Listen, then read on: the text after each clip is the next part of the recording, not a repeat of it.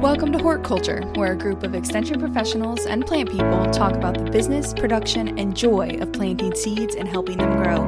Join us as we explore the culture of horticulture. Well, welcome back, everybody, to Hort Culture. This is Brett coming at you. Alexis is out on the road spreading the cut flower gospel, but we are joined today by our co-host who has been away for some time and is finally back in the house. Jessica Besson, what is up? Hey, it's nice to be back again. Yeah, what's been going on, Just, taking care of kiddos and all of the above, enjoying the summer. How was your 4th of July party? Was it a big blowout? It was. It was good. Lots of fun. Well, we're also joined today by two folks two young early career professionals who have been working with you in your office this summer. Zoey and Kallise, what are you all up to? Oh man, finishing up our internship. Today's our last day. It's been a good, busy summer. Cool. Crying as we walk out the doors today. Oh, sad.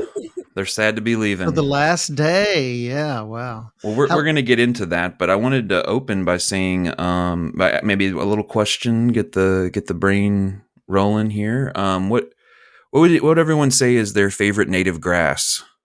No, I'm just teasing. I told I was like, oh my gosh. I had one. That is not a good one to start off with on my first day back. I'm just teasing. I told him that it was like a pretty laid back, chill thing, and I wasn't going to. Brett enters something extremely specific. Yeah, well, I'm actually I'm curious to hear. Do you all have, outside of your time as students and as interns in the extension office, do you all have and the other co-hosts, hobbies or interests or things, whether minor or major, that maybe would surprise people or that people don't necessarily know? Who wants to start? We've spent too much time together to have surprises. we would be surprising to us, to me. Oh, surprise to you? Yeah, it doesn't have to be a surprise to Kallise. Okay, well, she knows. I'm a big horse person, so I have a horse named Gatorade, and I enjoy riding and competing, so that's kind of a big hobby of mine. Gatorade. Did you name it Gatorade? I did. Is it orange? No, he's black. But I can have like a blue bucket and he's having a blue Gatorade day, or he has a red halter and he's having a red Gatorade day. I gotcha. I haven't tried black Gatorade, so I'll have to see if I can get my hands on that. Yeah, good stuff. I'm sure that there has to be like a dark gray one somewhere. Are you like in a specific discipline in the equine world, the horse world, or are you like into trail riding or barrel racing, or what are you into? Oh, I like to jump. Not very big stuff, and I'm not super competitive, but I have a ton of fun doing it. Yeah, good deal. I know and I've learned to ask that question being from Bourbon County, where I grew up with trail riding horses almost exclusively. And then I go there, then everything are these faster type horses. And I mentioned trail riding and people's like, oh, no, we don't do that here. Some people may do that, but yeah, there's all sorts of disciplines I know in the equine world. So yeah, good deal. What about you two co-hosts?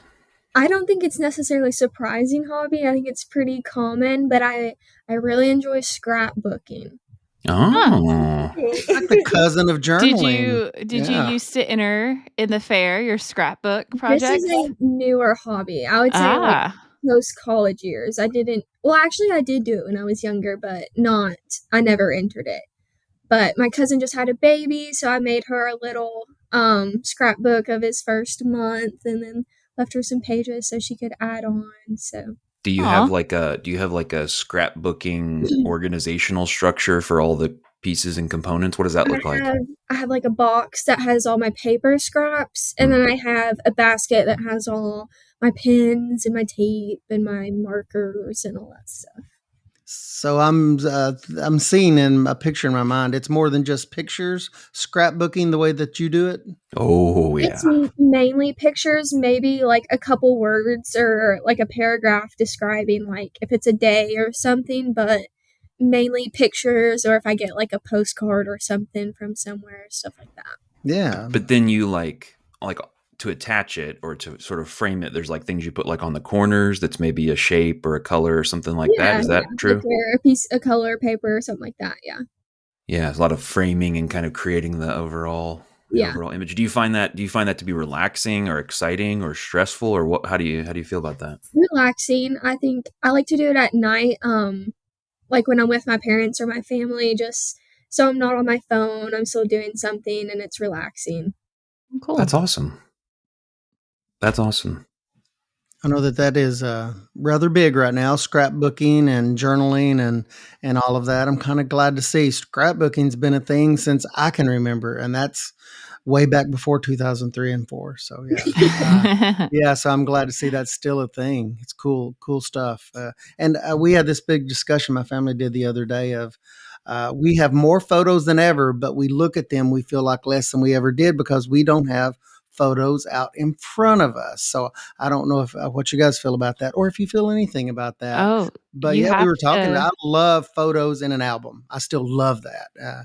You have to get one of those photo displays. Looks like a picture frame. I've got all your one photos, of those, but then you've got to go and update it. Oh, my kids are obsessed with it. They love it. Reed likes ours. Yeah, hours of entertainment. They just take it off the shelf and lay on the floor and watch the photos go by. Yeah. And I do look at the photos more on that. So yeah. Our TV is connected to our Google Photos, so like if we stop watching TV for a while, it'll slide through, and we'll sit there forever just watching the pictures. Yeah, just kind of looking. You'll stop as you're going by. Mine is connected to my Apple Photos app, but yeah, when it goes to the Apple TV goes to sleep, it'll show that, which is pretty cool. It's all the ways of looking at photos, journaling, and things like that being some of the best ways to look at photos. Yeah, good deal. Well, I've recently gotten into a little bit of very low level coin collecting. You're not going to own that completely, like hardcore coin collecting. Just no, there's levels. There's levels to the game. I'll just put it that way. And I am not up in the levels, but it's nice. I'm mainly just going through like coins that are currently in circulation, like rolls of stuff, and looking for finding dates and putting them in little albums, and so it's pretty fun. What about you all? You all got any little things? I have grandma hobbies when I'm not chasing children, but I'm chasing a lot of children as of right now, which is fantastic and has been wonderful. You ever catch them, or are you mainly chasing? It depends. It depends on the day. It depends on how fast they are, how slippery they are at the time, if I can catch them or not. But like knitting, when I am not really tired and stuff, I knit a lot or quilt as well. So more of the grandma hobbies that I enjoy. But well, grandmas were young just like you once, once upon a time. So like, just a state of mind. Right. What about you, Ray? Cons. I don't know. You probably should ask what's my hobby this week. I don't know. It's like I'm into all the things. Let's see. What is your hobby this week? Well, a long-standing hobby this week and other weeks prior. I guess one of my longest-standing hobby is collecting old bikes or vintage bikes and rebuilding bikes or building bikes from scratch, like bicycles. I did not know this. I didn't either. Yeah. I've never heard you mention that. I have loved bicycles since I did my first little jump on a BMX bike and crashed it and broke it and had to fix it. But yeah. I am also very into bikes. Yeah. What do you have any right now on hand? I've got, 4 hanging on the wall. I just built a little single-speed mountain bike that I'm kind of into right now. It's like a giant BMX bike. But I don't know. I love old and new bikes, boutique bikes, vintage bikes, any kind of bicycles. Love that. Cool. Love it. Yeah. Wow. Cool. See, that's why I ask, because you never really know, and now you can bond over that. There you go. We can do our vintage fixies through the streets of Lexington someday, Brett. Yeah, it's going to be good. It's going to be good. Talk why they decided to make components less attractive than the old beautiful vintage Colnago components. Yes, that's exactly right. Stuff like that people find really interesting. Tail lights on car. Yeah, a very specific slice of the population would find that interesting. Yeah. Well, I think we as a group have a lot of wide-ranging interests, but I think one overlap for a lot of us is this world of horticulture and plants and all that kind of fun stuff. And we also happen to work in extension. And so you all, I think, Zoey and Kallise, have kind of gotten a chance to experience a wide range of stuff at the extension office. So I'd love to just hear, what your experience has been, what kind of stuff you've gotten into. Was there stuff that surprised you, or was different from what you expected, or was it all, you all saw it all coming? Yeah, I'd just love to hear about it. And just let us know again, like, what was this position that you did? How did you find out about it? How did you apply for it? Like, what did that look like? Okay. Do you want me? Sure. So I am a student of the College of Ag at UK, obviously a big collaborator and like home base of Extension. So I was pretty familiar with the program, and once I got to having enough credits, I was excited to apply. I had been recommended by advisors and just very aware of it as I was getting to the point where I could start to apply. I think yours was a little different. Oh yeah. I'm from Mercer, so I did a lot of stuff within the Extension office growing up. I did Country Ham Project and clubs and all the speeches and stuff like that. So Dana Anderson, the 4-H extension agent, sent me the application, and I applied. Just, maybe I get it. I'm honestly surprised I did get it. I think I am the only person in the internship who's not within a college of agriculture, but I can see how event and facilities would be good for this job, but I am kind of surprised that So you just alluded to it, but so what's your major and where do you go again? I go to Western, and my major is event and facilities management, which is actually within the recreation department. Okay. And what is that like? What would you imagine yourself maybe doing down the line with, after having studied that? So recreation is the facilitation of anything that you're going to do for fun. So for Kentucky, that means a lot of horse parks, bourbon industry, any, or even just corporate event planning in general. I can see myself being really interested in all that. Cool. I mean, we do a lot of event planning and logistical stuff like that within Extension. Yeah. So I'm sure you all. So what did you all get into? Back to my kind of original question of what was this about? So much. We were asked in our internship showcase and exit interviews if we could briefly describe what we did this summer, and my response was, I don't know if I can do it briefly, because we have done so much. Our summer has been 12 weeks and it's gone by quick, but it's been so jam-packed. What did we start with? We started with camp. Yeah, a lot of camp prep. Oh, wow. For Cloverbud Camp. Yeah. So all of the dietary and medical sheets, all of the cabin assignments, getting everyone's releases, all the orientations for counselors and for kids. Name tags and vouchers and paperwork and orientation. Yes. Talk about event management. Wow, that's awesome. Absolutely. We had our big conference room table that we're sitting at now that we called camp, or like camp war room or war room camp, because we had serious planning going on. What did we do? Then we went to camp. Then we went to camp, and then we had Cloverbud. Yes. So we spent a combined 8 days at camp, 9 days. Yeah. Yeah.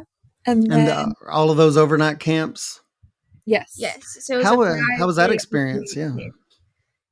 I had never been. You had been. Yeah. I really did not know what to expect. And I had quite a fun time. We stayed in a cabin. We were not counselors, which I was relieved. I have discovered that hanging out with kids is sometimes fun, but being responsible for kids is not my cup of tea.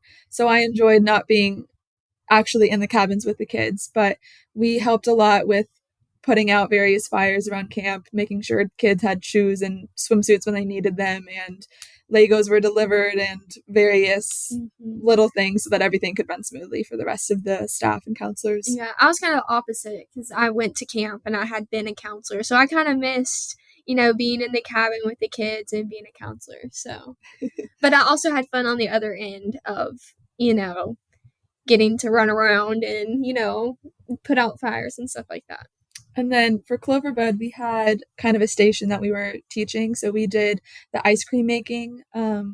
We did it in coffee cans where they put all the ingredients up with their salt and their ice and shake it all up till they make ice cream. So that was for the little kids, the 6 to 8 year olds, and that was pretty neat. They enjoyed it. It was very exhausting, but it was very. I think people see camp if they've never been to camp, like parents or whatever, and they're like, "Oh, this is a fun week."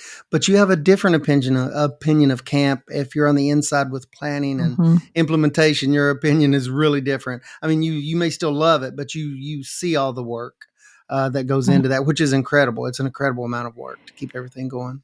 And they went to these overnight camps, but then at the same time at our office during the summer, we offer a lot of day camps that are happening. And part of their intern projects, they both got to do,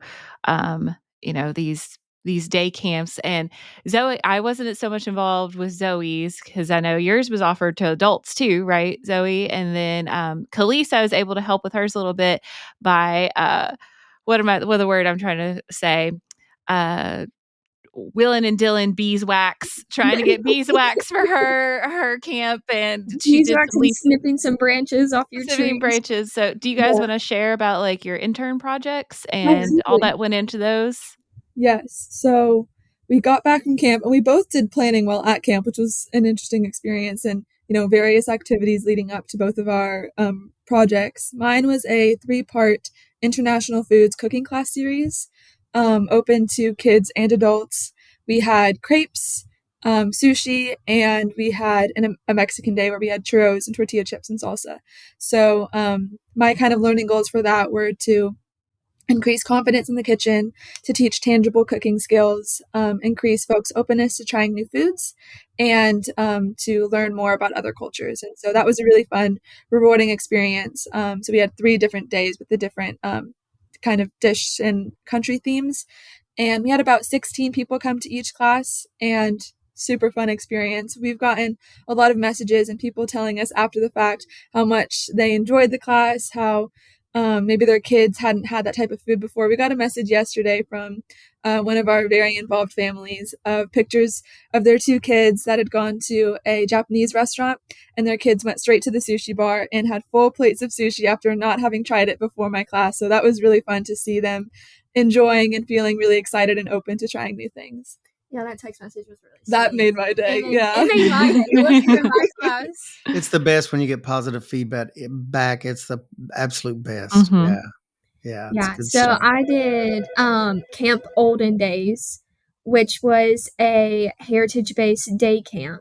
So I had actually originally started with wanting to do like a plant identification workshop because it's kind of a long story, but basically it's something that my grandparents do very well. And I was like, I don't know how to do that. Like I need to be like my grandparents. I need to know how to do that. And the horticulture agent wasn't there to help you. I know. But we also have a very similar program with our natural resources club. So Dana recommended that I do part of it, but I also just expand it into an overall heritage day, which I really liked that idea.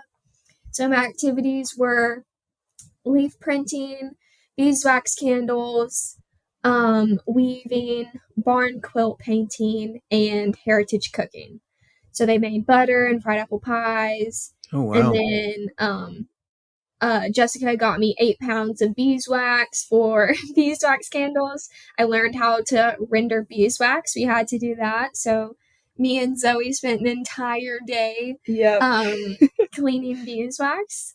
And we also did leaf printing, which is kind of the horticulture related. I printed out these little prints, and they were native Kentucky tree species. So we did sassafras, sweet gum. What were the other ones? Tulip poplar. Tulip poplar. And there's 2 different types of oak, red oak and... We have red maple and sugar maple. Oh, maple, not oak, yeah. But yeah, it was fun. They learned about the 3 different types of sassafras leaves and, tulip poplar state tree and all that. So hopefully, and you said you didn't start out with that. That was a change based on like when you first came in, you had to make a change. You said. Yeah, we just have a program called Natural Resources, which is for the children, and it teaches them a lot about, the different plants and, natural resources. So we just kind of wanted to expand so that we weren't redoing what some of the children would have already been learning. So. Yeah, good. Well, yeah, a couple things you all said that really that I keyed in on that I really liked. One was that you referred to it as my program, like you had this sense of delivering it and owning it and getting feedback on it and all of that. And I think that's so cool, and it's something that we when we work with students or we work with people who are early in their careers, try to encourage that as much as possible. That and so it's really cool that you had that experience. And the other thing that I think is cool, and maybe you can talk about this, something in extension we talk about, and sometimes it's hard to understand, is that we have all these program areas. We have 4-H, we have horticulture, we have agriculture, we have FCS. And while, yes, they do have their own identities, they tend to overlap. And it seems like a lot of what you all are doing is overlapping between those program areas. And I'm curious if you knew that going in, or like what your experience with that was. That's kind of something that I've really had a fun time playing with, because knowing what extension is and how different agents have their, program areas they're responsible for, being an intern has allowed us to not have those confines and being able to be more fluid. And our connection between our programs in the different areas, like you can't have food without people, and you can't have people without nutrition, and you can't have, healthy kids without nutrition, and everything, correlates. You can't have adults without kids. So all the program areas, while they have their own area, have a lot of overlap, and being able to play within that has been a fun time. I'm curious. I'm just curious, Ray and Jessica, what you all think as people, horticulture agents and people with a lot of experience in extension, like the ways that your programs integrate with others, and like, you see it in the programming that Zoey and Kallise are offering, but what other kinds of stuff do you all, the ways that horticulture interfaces with these other program areas? I mean, it crosses a lot of boundaries. Yeah, it is. Yeah, I've had a lot of overlap over the years, because I've done in the past. Used to do a plant camp for youth, and did insect camp and insect club. So partnering up with 4-H that way. And then of course with horticulture and vegetable production, a lot of partnerships with FCS about teaching classes. Like, let's teach a class on how to grow strawberries. We give people strawberry plants, or we do these other programs like that. And then, okay, let's tie that back into, you might not have strawberries this year, but come to this canning class and learn how to preservation, preserve those, products, so you'll be ready to go next year. Right. So and then like the farmers market is a definite overlap of multiple, program areas that can be with family consumer science, 4-H and horticulture overlapping each other. And then with ag, we end up partnering a lot with for field day and our like soil testing and all of those kind of things as well. You might have some other experiences, Ray, with your tenure in extension. It's kind of like what you just said, Jessica. It's as integrated as you want it to be. I mean, ag and hort kind of are side by side. Plant and animal sciences, we focus on the plants, whereas ag is plant and, like row crops and things. So they touch plant science too. We're a little bit more specialized. FCS is a perfect fit. You just mentioned it. We kind of grow it, and they're so good about the preparation of foods and the preservation of foods. And the youth component is you can do as much of that, I know, in horticulture as you want. Because it's the youth component of extension can be integrated very easily and completely into any program area. So yeah, I love the integrated aspect. Did you guys in your summer projects, did you work kind of on things outside of what you thought you would have worked with, or did you work kind of with other agents as like across the board, or how did that work with your internship? Specifically for our project? Yeah, just in general, just your summer, just either your project or other activities that you did this summer. Well, specifically for my project, obviously I worked with Jessica for the leaf printing. She helped me with that because, again, I couldn't. She gave me like a cheat sheet with how to, identify, and then some facts about each of the different species, each of the beeswax. And I talked to Tara and Dana about some of the heritage cooking. Dana had a lot of advice with fried apple pies. Mm-hmm. That is her special interest. Is my favorite day was when we spent a whole day making and eating fried apple pies. That might be my favorite day of the summer. I was going to say later on, what was your favorite memory? I think we just nailed it. That was your favorite memory, yeah. Someone had to eat them, so we did the hard job of eating apple pies all day. Nothing's going to top that for me, is just sitting around eating fried apple pies. I bet you they were fresh too, weren't they? Oh yeah, they were good. Oh my gosh, yeah. How much more Kentucky and Americana can you get than just sitting around eating fried apple pies? That's amazing. Very brief anecdote. We my wife Annie and I dropped by one of our local orchards to pick up some peaches and some blackberries that they had recently. And she comes out and she has on top of the stack of fruit, she has some apple cider donuts. And I was like, oh my gosh, like that, I can't believe, wow, this is, and she's like, oh, they're for our neighbor. No. That's that Talk about a heartbreak. rug pull. I Heartbreak. Yeah, I'm still working through it, so I appreciate you all letting me share. Emotional damage on the 9th Love grade. those. Well, Zoe, I know that I asked Kallise, but I'm curious, do you have a sense of, I realize it's hard to know, and if you'd asked me at any point over the last 15 years where I was going to end up professionally, I would say I don't know, including today. But do you have a sense of where you might like to go with your work after college, based on both your experience within the internship, but also in the your degree programs and stuff like that?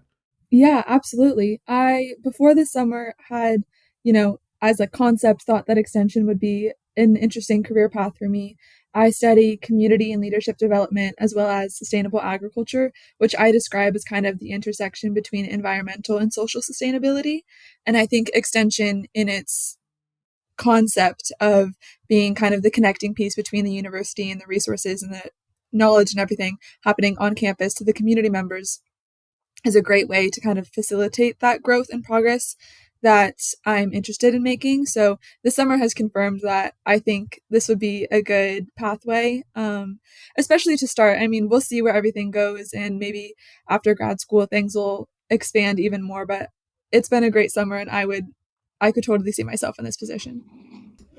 Very cool. Yeah, I think as we were talking about the program area overlap and all of that stuff, I think nationwide and at our Kentucky level, we're thinking about, these program areas. They are real. They have a history and a real important utility, but also thinking about blurring some of the lines between how we silo those programs to say all of ag has implications for water quality, which has implications for health, or that the way that we build houses or don't build houses, it impacts on food production in farming areas, which has impacts on farm income and et cetera. And it also has impact on our nutrition. So it's like this kind of seeing the connections and hearing that you all are getting to experience those in this internship is really cool. And I'm glad to hear that you all have had such a good dynamic experience and lots of opportunities to do a variety of things.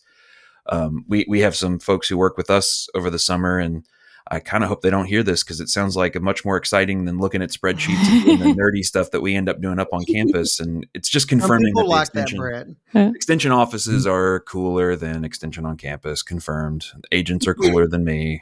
You all are cooler than me. It's just, Brett, you can't reality. top fried apple pies. Excel spreadsheet hard to beat. Fried apple pies. Come on, man. Yep. Come on. I had to go after work to not even get the donuts and it's like, I can't. You all have made me realize that maybe I need to revise my life plan. I'm going to call Brett when I start doing my rounds of orchard visits here in a week or two. I will let you know, Brett. Thank you. And then I will invite you to the donut, orchard runs. Yes. Orchard visits, production visits. Yeah. Yeah. This is about horticulture. This isn't about pies. It is. Well, two other things I've thought of. One that's very horticulture related, and Ray, and if Alexis was here, could definitely relate to this. I was able to take both of them each out on their own separate home visit and to a home visit, which is a classic topic that we deal with as horticulture agents. Help, I have large trees that are dying.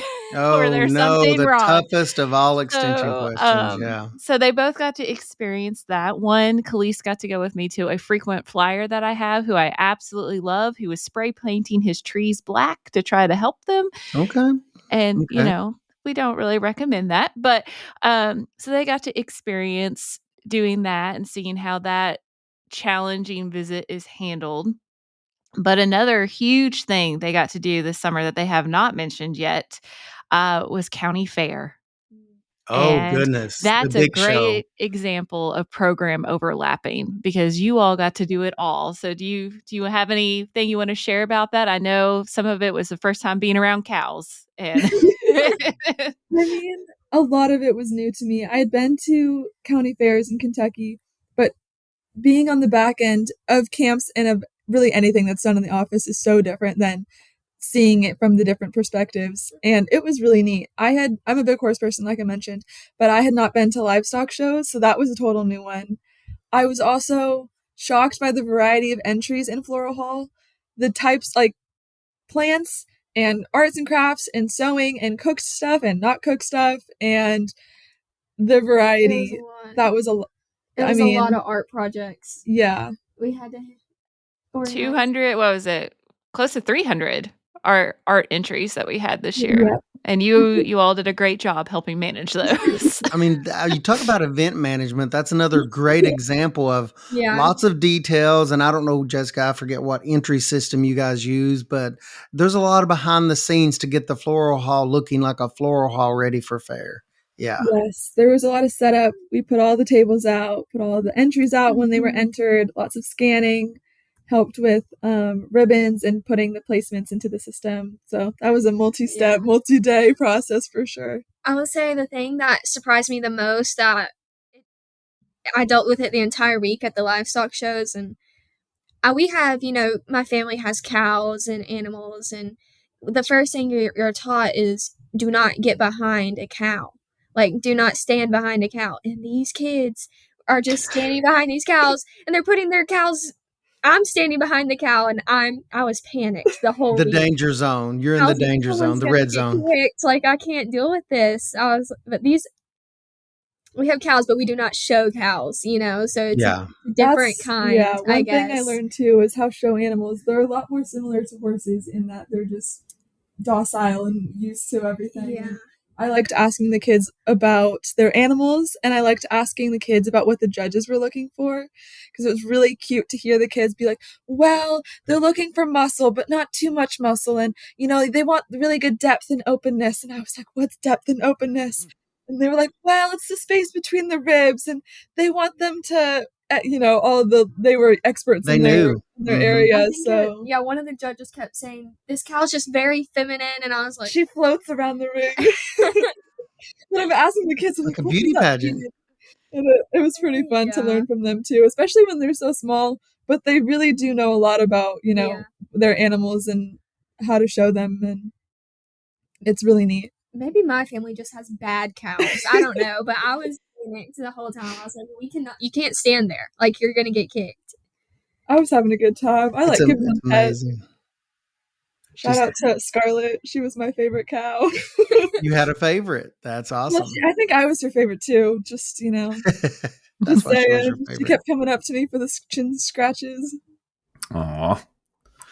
Is there anything that in your experiences, and you've kind of touched on a few things, but I know you guys have varying levels of familiarity with extension offices, but anything that kind of surprised you being on the inside of the office this summer that stands out, like, just a process or something that was done that you didn't realize, or anything along those lines that was kind of surprising for you guys?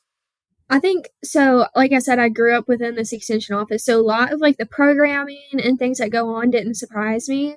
But we were around Dana a lot, and she was really good about being like me and Zoe may be doing this today, but she's going and she's doing audits, or she's doing grant updates, or she's doing, some other type of, I don't want to say administrative, but kind of like behind the scenes work. And that's what was surprising to me, the amount of just, her daily reporting, the grant updates, everything that she had to do, stuff like that. The programming, I feel like, is pretty expected. That's what the people see. It's what you hear that a lot. Yeah. Yeah. It was kind of the stuff that's not as visible, that surprised. I had a few things that surprised me. I was not involved in 4-H and hadn't been involved in extension kind of as a kid or like within a participant role. I've only learned about it from kind of a campus perspective. And I knew about, the different programs, especially 4-H, we've gotten to know a lot, how many programs they had, but it's one thing to see it, and it's another thing to kind of experience it and seeing how many programs and how impactful they are. We judged at State Communications, and the presentations and demonstrations that we saw were on par, if not better, with presentations that I've seen at college, and just seeing how tangibly helpful the skills that the kids are learning are in, academia or everyday life was so impressive. I, thought I had a good understanding of it, but just seeing it so up close and personal gives you a whole nother appreciation for it. Yeah, my mom made a comment. You go home, you tell her about your day, and she was like, I did not realize the extension office ran nonstop like this. And I was like, tell me about it. Like, I'm just telling you about my day. Every day was so different, too. I mean, some days we were making apple hand pies, and some days we were at camp, and some days we were at county fair, and some days we did day camps, and every day was different, and it kept it exciting for sure. Well, yeah, so I just am so happy you all had this experience. And, as we are the Hort Culture podcast, and we've talked some about the way that your experiences have overlapped with horticulture. I'm curious, sometimes we'll move more into just a personal relationship. Do you all have particular ways that you interact with plants out in your lives or in the world? Has that maybe changed since you've been doing this, or is that something that's important to you? Garden or house plants, or just enjoy a beautiful tree or landscape? Yes, I would say my biggest connection is probably like my horse, and his connection with grass is the biggest one. So I pay a lot of attention to the field that he's in, what he's eating. I last summer worked for the Forage Extension Service for the horse pasture evaluation program, and I cannot walk through a lawn without going, that's fescue, and that's broadleaf plantain, and oh, now I know exactly what bluegrass is, and I don't have to just guess about what this Kentucky bluegrass is. I can identify it. So I think that's my biggest connection and thing that I like pay the most attention to, just because it's like a big integral piece of his health. But I also have a couple houseplants that I try so hard to keep alive. One's name is Ophelia, and her and I are buds. I've had her for 2 years, and I have successfully kept her alive. So that's my biggest completion. We've had lots of discussion on houseplants and emissions of guilt and houseplant, murderings. We also recently talked with a local agent, not local to me, local to Estill County agent, about she has a set of videos that she has done about taking care of houseplants, and she's doing one that's more official UK style, and another one where it's, I guess, her cat is presenting the information. Yes, she has her cat on screen. So maybe you should check those out, to up your houseplant game. Her name is Emma Lee, and I'll show you all her. You'll like it. Yeah. Okay, perfect. We also were both gifted pineapple plants. Yes, we are new pineapple farmers. That's pretty cool. Okay. In 3 years, we will both have a pineapple. I'll call you up.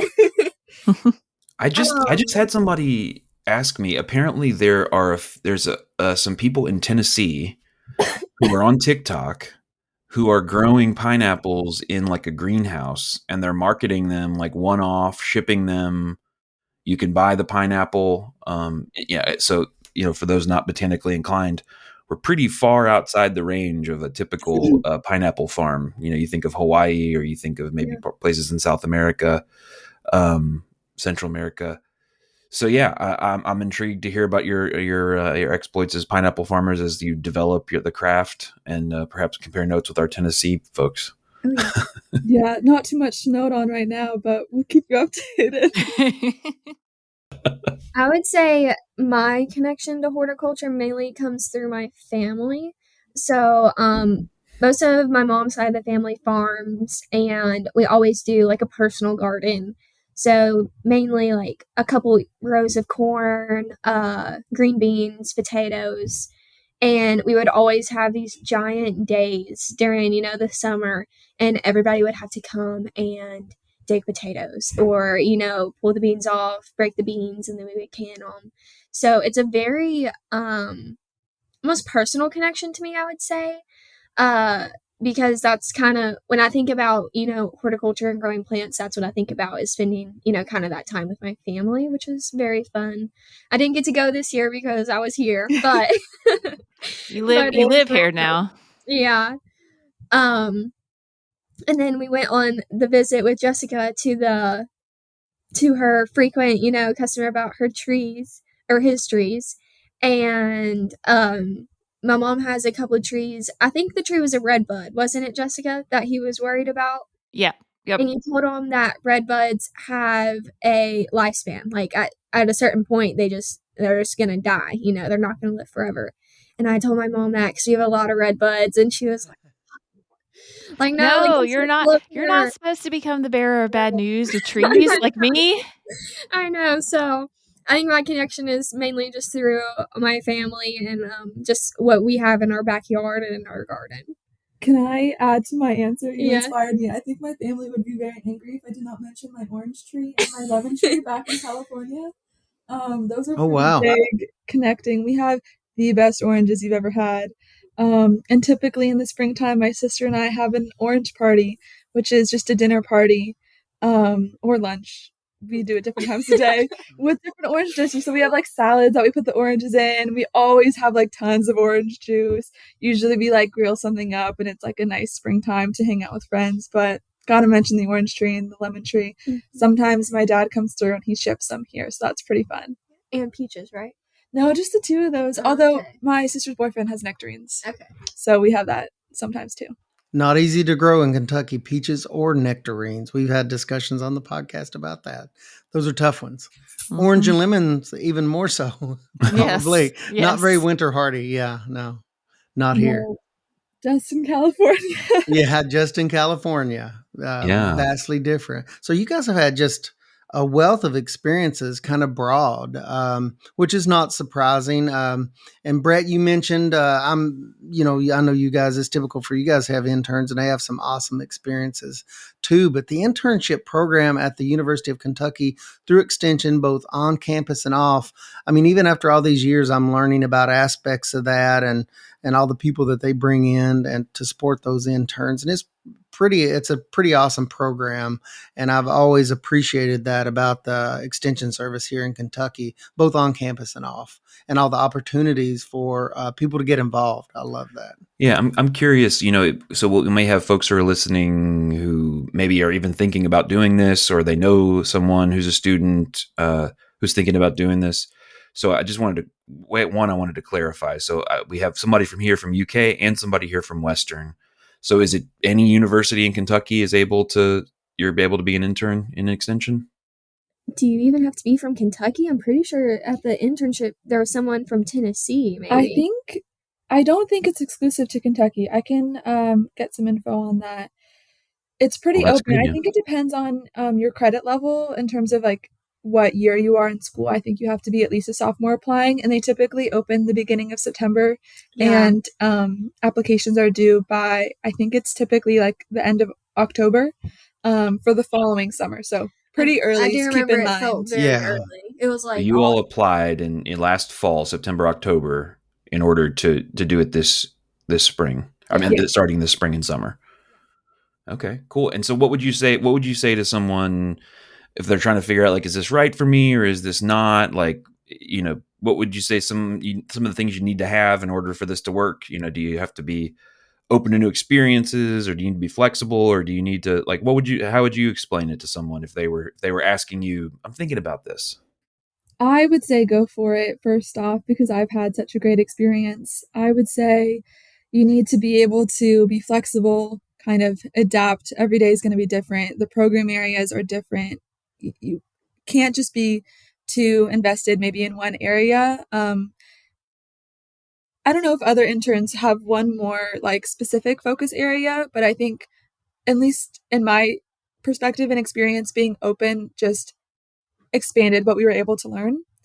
And then there's a big people aspect of this job. So I would say if you are not a people person, you might not have the best time. Yeah, you definitely have to be able to, be with people and, carry on a conversation. But you also kind of have to be passionate about helping people. I think it's the main thing we saw. Sometimes you get difficult customers, but in the end, like, they just want help too. So you have to be open and patient and okay with that. And yeah, I would say definitely. I spent an entire day one day counting Legos, like 8 hours straight of taking Legos and counting them. and putting them in bags. So you have to be okay with just doing what needs to be done. And I was okay doing that because I know if I wasn't doing it, Dana, the agent, she would have been the one doing it. Like it wasn't busy work. It was something that had to happen. So I would say be prepared to not do busy work. Like you're here to do stuff that matters. In Extension, we talk a lot about subject matter skills, and that's, your formal training in a subject matter. But we also talk, and you guys have alluded to this throughout the conversation today with you guys, we talk about those critical support skills. And by that, we mean everything else that gets you through the day. That's all the things that you don't anticipate, your ability to communicate, work with a wide range of audiences, but those support skills, it's awesome that you guys have talked about that and alluded to that a lot in the conversation, both the support skills and the subject matter skills. Yeah, cool. Awesome. Well, Kallise and Zoey, thank you all so much for joining us and sharing your experience as interns at the Mercer County Extension Office this summer. It's been really cool to just hear what you did, and also I'm glad that you had such a good experience, which great conversation. We all love extension, so it's good to hear. They've been great ones. I got multiple text messages while I was on maternity leave about we got some good interns this year, and so they were like, "Wait till you get back and meet them. They're good." So my short time that I've got to work with them, they've been excellent. So, and was glad they could be on here to see a little bit of something else that we do in extension, right? Absolutely. Thank you guys for having us on. This has been first time on a podcast for me. I don't know if you've been on one before. Nope, I already got my own series on Spotify. This is number 2. Oh man! Okay. Oh wow! Brett, when does this post? Fun thing to add to our list of things we've been a part of this summer. Yeah. I was going to say this might, appearing on Hort Culture can be the crown jewel in That'll your, be the capstone. in your internship experience. It is our last day. Good way. We're going to be famous after this. Yeah. Awesome. Well, we'll make sure to get the episode over to you and let you know when it goes live. So just a reminder to our listeners, you can follow us on Instagram at Hort Culture Podcast. You can also email us at hortculturepodcast@gmail.com. That's a new email address from times in the past. We're going to keep rolling out episodes every week. If you like those episodes and you'd like them to keep rolling out, please take a second to, on whatever platform you use, rate and give us a review if that's an option for you. We like 5 stars. That's our preference if that's an option for you. But, we also encourage honesty as long as it's 5 stars. I'm just kidding. And so, we hope as we grow this podcast, you will grow with us, and we will talk to you next time.